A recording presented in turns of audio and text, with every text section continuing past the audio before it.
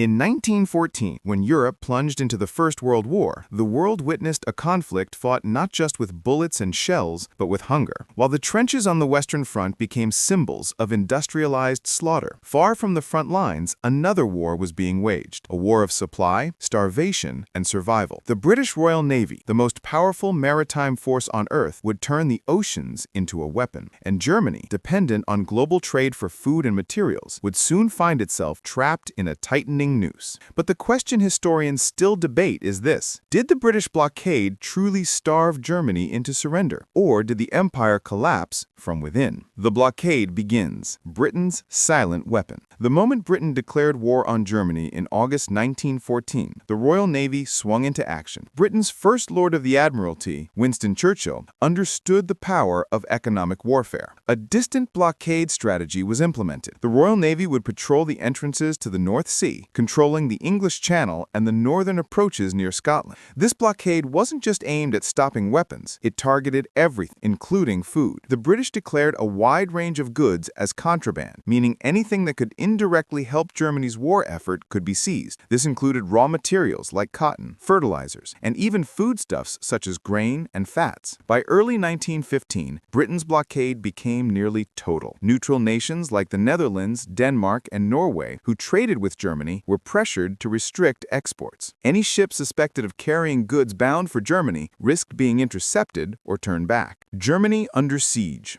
The home front tightens. Germany entered the war confident that its military strength and industrial power could endure any blockade. The Kaiser's government believed the war would end quickly. But as months turned into years, shortages began to spread. Germany imported nearly 25% of its food before the war, including large amounts of grain and fertilizer. When imports stopped, domestic agriculture struggled. Farmers lacked fuel, fertilizer, and labor, as millions of men were drafted into the army. Livestock were slaughtered prematurely for lack of feed, and meat became scarce. By the winter of 1916-1917, known as the turnip winter, the situation turned desperate. Potatoes, the staple of the German diet, failed due to a poor harvest, and citizens were forced to survive on turnips, usually fed to cattle. Reports from German cities described emaciated children, long bread lines, and ration cards that often promised more than they delivered. Numbers behind the hunger. Civilian suffering. Between 1914 and 1919, an estimated 400,000 to 750,000 German civilians died from malnutrition and diseases related to starvation, typhus, tuberculosis, and influenza. Women and children suffered the most, while the rural population often fared better than the cities. As calorie intake dropped, the average German's weight decreased, and public morale began to collapse. Food riots erupted in cities like Berlin and Munich. The government introduced rationing, but corruption and inequality meant that black markets thrived. In propaganda terms, the blockade became a silent killer, one that Germany could not fight directly. Unlike a battlefield defeat, starvation was invisible yet inescapable. It eroded the will to fight. Germany's countermove.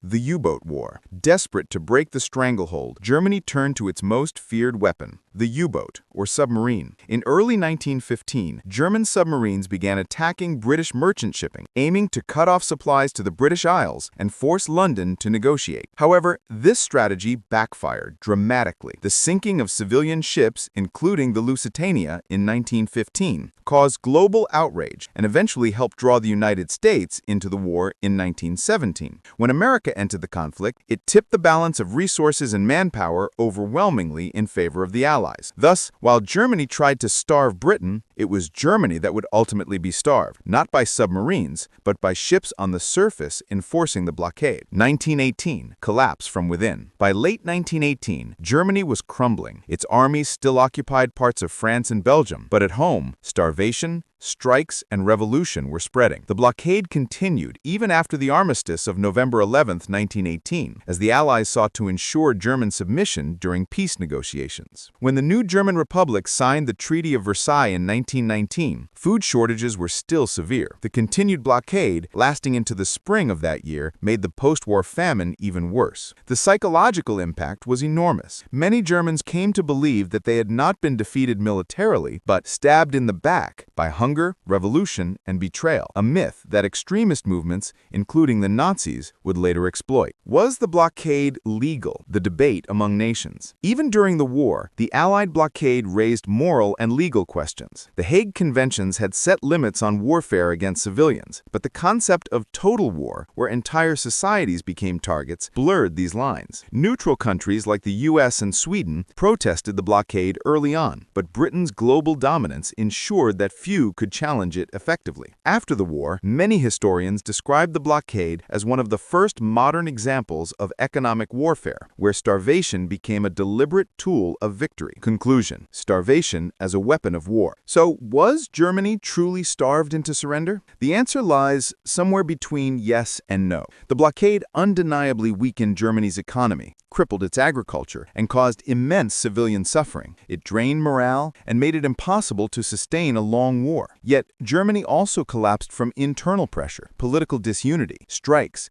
and the loss of public faith in the Kaiser's government. In the end, the British blockade didn't just win a war, it changed the very nature of warfare. It proved that controlling food and trade could be as deadly as artillery or poison gas. The oceans, once symbols of exploration and trade, had become front lines in the world's first truly total war. And for millions of German civilians, the hunger that haunted them long after the guns fell silent was proof that even in modern war, the simplest weapon, denying bread, can break an empire.